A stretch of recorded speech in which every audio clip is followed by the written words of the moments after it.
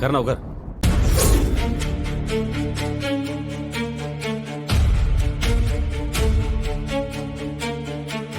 இப்ப எதுக்குண்ணே? பூஜை முடிஞ்சதும் சாப்பிட்டுக்கலாமே. டேய் உட்கார்றா கருணா. ஏன் உட்காரு என்ன சொன்ன கேட்க மாட்டேன்? என்னண்ணே நீங்க சொல்லி நான் முடியாதுன்னு சொல்லுவேண்ணா. வேணாண்டா, சொன்னா கேளுங்கடா. அவனை உட்கார வைக்காதீங்கடா. சும்மா இருங்கப்பா. நம்ம கருணா சாப்பிடாம வேற யாரும் சாப்பிட. டேய் இன்னைக்கு ஏன் கையாலே உனக்கு பரிமாறுறேன். டேய் நீ வா போய் இலை எடுத்து.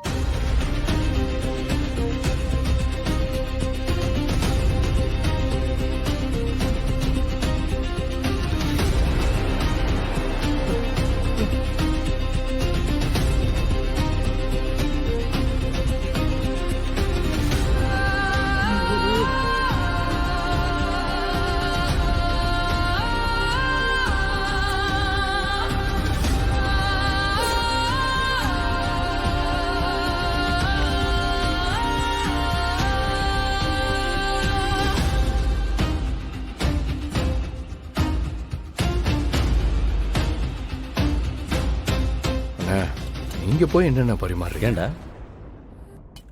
நான் பரிமாறக்கூடாதா? சாப்பிட்றேன். கூச்சப்படாம சாப்பிடு. உன்னால எவ்வளவு முடியுமோ அவ்வளவு சாப்பிடணும். வயிறு முட்டை சாப்பிடணும். நீ சாப்பிட சாப்பிடதான எனக்கு சந்தோஷம். சாப்பிடு. சரிண்ணா.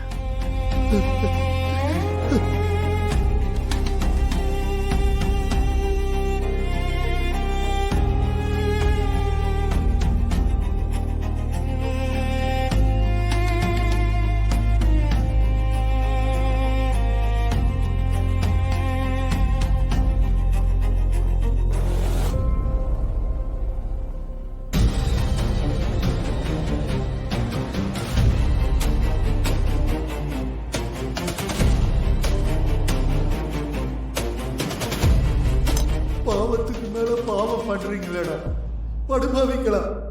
ஏன்டா இப்படி பண்றீங்க? கருணா இன்னும் கொஞ்சம் சாப்பிடுச்சு.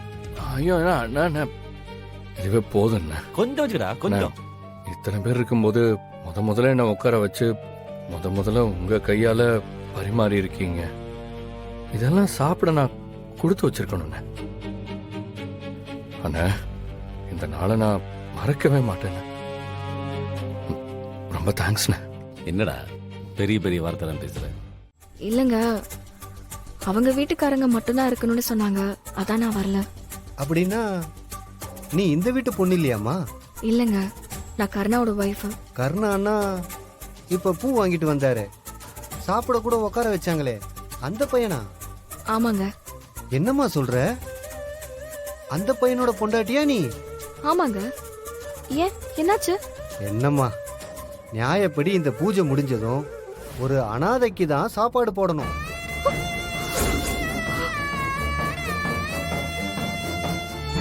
இந்த வீட்டு ஆம்பளைங்க அந்த அனாதைக்கு அவங்க கையால பரிமாறணும். ஆனா நீ அவன் பொண்டாட்டிங்கிற, அப்படின்னா அவன் அனாதை கணக்குல வராதே.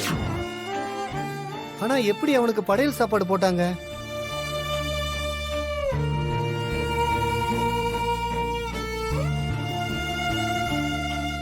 ஒருவேளை அப்பா அம்மா இல்லைன்னா அனாதை தான்னு அனாதை சாப்பாடு போட்டிருப்பாங்க போல.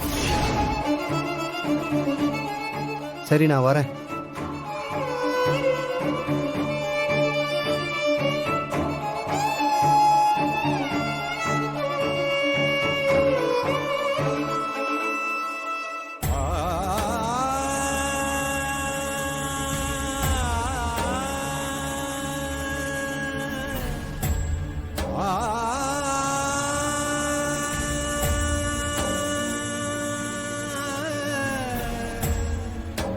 ஆ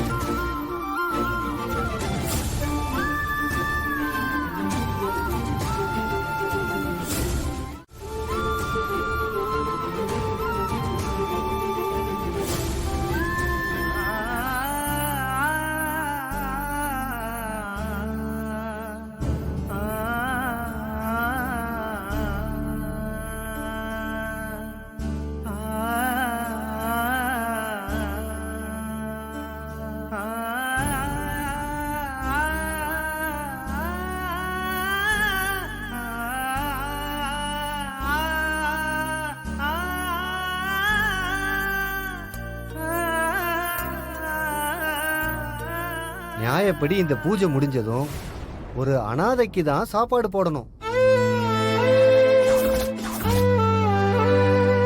இன்னைக்கு என் கையாலே உனக்கு பரிமாறு. டேய் நீ வா போய் இலையிட்டு வா.